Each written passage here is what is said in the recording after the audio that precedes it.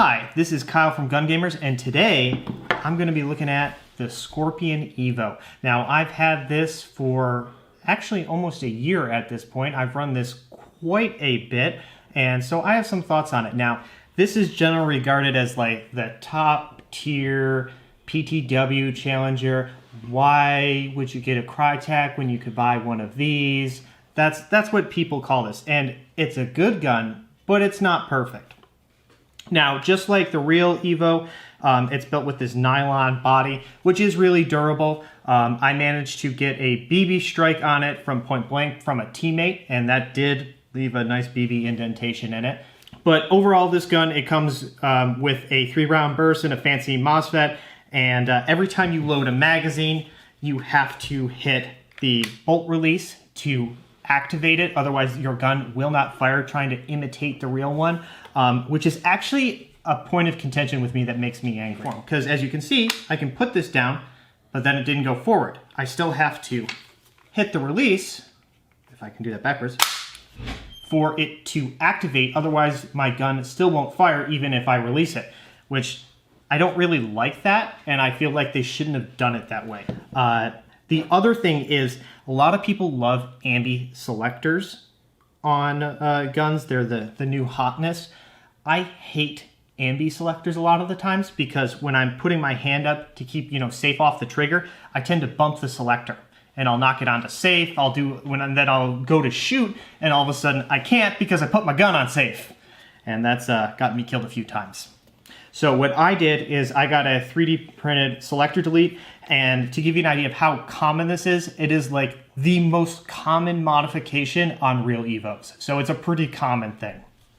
So if you are left or right-handed, do the selector delete as you want. I would recommend that if you get this gun, you'll probably want to do that unless you're really used to dealing with ambi selectors that can be bumped. When it comes to performance of this gun, it has a sticker. It says 1.4 joules. So you think, all right, it's going to be 1.4 joules.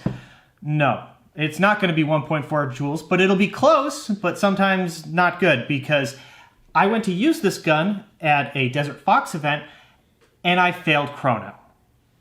And this made me sad. Luckily, I had a backup gun that I was able to use, but this gun is 100% stock. I have done nothing to this gun.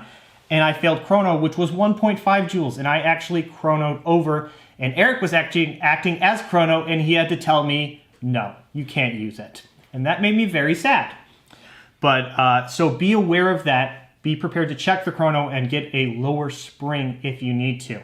I've shot a few thousand rounds through this, and it still isn't below, it's still like 1.55, which is why it failed.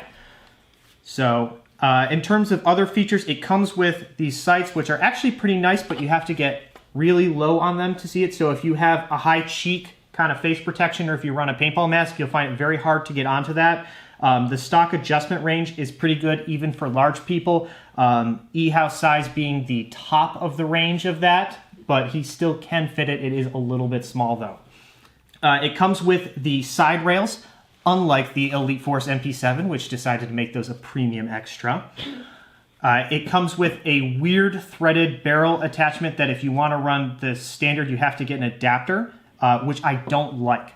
The reason I don't like this is because I got the adapter and I wanted to run it with a tracer, but between what's off with the alignment of that and then the alignment to the tracer, I actually can't run the tracer because I start getting baffle strikes on it, which is no good. And I suspect I would have other issues with suppressors as well, because we did try it with a really wider bore suppressor, and that did fix the issue. But if you have a really tight diameter opening for it, you may run into issues, so be aware of that. The performance of the gun when you're shooting it though is amazing. I'll tell you what, out of the box, I was able to lift 4s with this thing. No problem. And when you lift 4s, the range is just absolutely astounding. It was reaching well over 200 feet.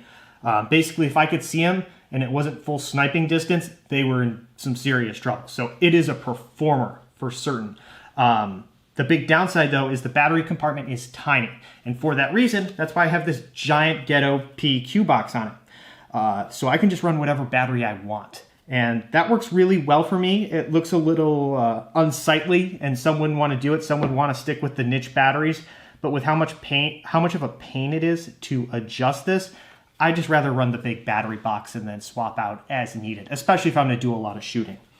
Now, in terms of magazines, it comes with some wonky ass looking high cap that you should never get. And it also comes with the mid caps, which can be in a semi-translucent or the solid black. They both work fine.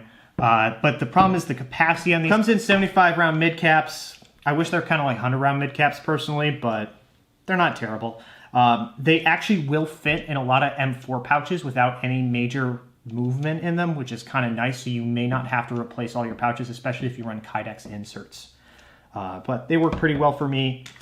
Engagement for them is really solid. The release is intuitive, simple, works really well. I'm used to M4 platforms, and this was a very easy adaptation for me to make. So I guess I'd say overall, it's a great performer, but it's not perfect. It has issues that happen because it came a little bit too hot. It's not, the perfect ultimate gun. I don't like how they did the fire stop system. I wish they just set it so when it ran out of BBs, it stopped firing, or they set it so that racking discharging handle would work like it would on an MP5 or how the real one works. So I wish they had changed that a little bit. The rate of fire on this is actually a little bit slow. I like a slow rate of fire, but if you are a rate of fire person where you want like 20 BBs a second, this doesn't do it out of the box. You're gonna have to do things to it. But overall, it's a good gun. It's not a great gun. I would put it on the performance level of a Crytek, but it can lift heavier BBs. That's how I would really rate this in terms of build quality and shootability. So I think it's money well spent to get this, and I would definitely recommend it. If you have any questions about it, let me know. If you have anything to add, definitely say what you have to add about this thing. I like it a lot. I hope you guys like it too. But let me know. Until the next one, guys. Thank you for watching this video from Gun Gamers. We hope you enjoyed watching it as much as we enjoyed making it. Check the description below if you'd like to buy a t-shirt or a patch, and use the coupon code JUDY10 for 10% off of your next order at Amped Airsoft. Thank you again for watching, and praise Judy.